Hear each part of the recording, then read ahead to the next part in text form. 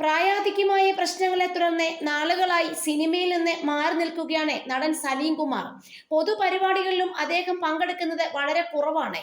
എന്നാൽ ഇപ്പോഴാ അദ്ദേഹം പങ്കെടുത്ത ഒരു പരിപാടിയുടെ വീഡിയോ സോഷ്യൽ മീഡിയയിൽ വൈറലാകുകയാണ്. ചേലമ്പ്ര NMMHSS സ്കൂളിലെ പ്രവേശനോത്സവത്തിലാണ് താരം പങ്കെടുത്തത്. ചടങ്ങിൽ പങ്കെടുത്ത് മടങ്ങുന്നതിനിടെ അദ്ദേഹം വീണുപോയി.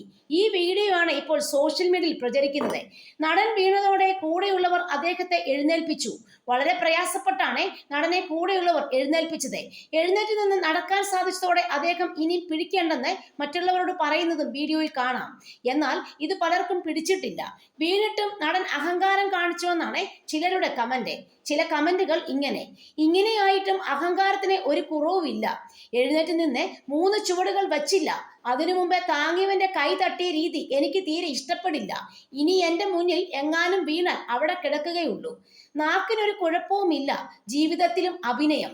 പ്രായമായാൽ വീട്ടിലിരിക്കണം. നിർത്തട കുറെ വളിപ്പും ജനം കേട്ടതാണ്. മതിയാക്കി വീട്ടിലിരിക്കെ. സ്വന്തം അനാരോഗ്യം അവനവൻ തന്നെ മനസ്സിലാക്കണം. കോമൺ സെൻസ് ഉള്ളവർ അതാണ് ചെയ്യുക. ഇങ്ങനെ പോകുന്നു കമന്റുകൾ. എന്തിനാണ് ഈ വയ്യാത്ത പാവത്തിനെ കൊറോണയൊക്കെ ഉള്ള സമയത്ത് പൊതുവേദിയിൽ പങ്കെടുപ്പിക്കുന്നത് ചോദ്യവും ചിലർ ഉയർത്തുന്നുണ്ട്. അതേസമയം വയ്യാതായാൽ ഇത്തരത്തിൽ വീഴ്ച സംഭവിക്കില്ലേ എന്നാണ് നടനെ അധിക്ഷേപിക്കുന്നവർക്ക് ആരാധകർ നൽകുന്ന മറുപടി. ഇത്തരത്തിൽ എന്തിനാണ് പ്രായമായ ഒരാളെ വിമർശിക്കുന്നതെന്നും വീഴ്ചയൊക്കെ ആർക്കും സംഭവിക്കാമെന്നും ആരാധകർ കുറിച്ചു.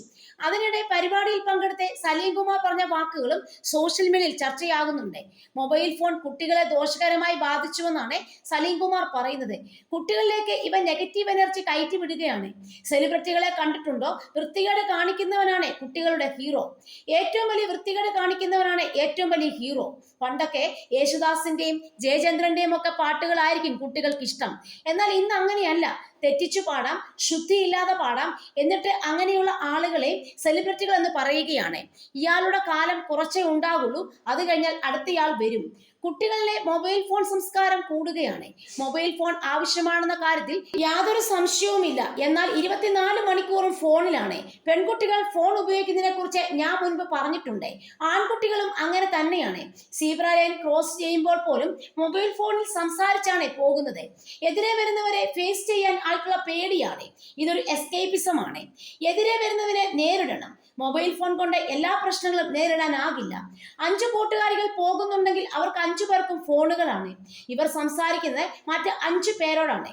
ഇവർ പരസ്പരം സംസാരിച്ചാൽ ഇവരുടെ ഹൃദയം എത്ര വിശാലമായേനെ, ഇവർ തമ്മിലുള്ള ബന്ധം എത്ര ദൃഢമായേനെ, തമ്മിലുള്ള സ്നേഹം എത്രമാത്രം ഉണ്ടായേനെ. റോഡിലൂടെ പോകുന്ന വണ്ടിക്ക് ലക്കും ലഗാനുമില്ലെന്നും ഓർക്കണമെന്നും സലീം കുമാർ പറഞ്ഞു.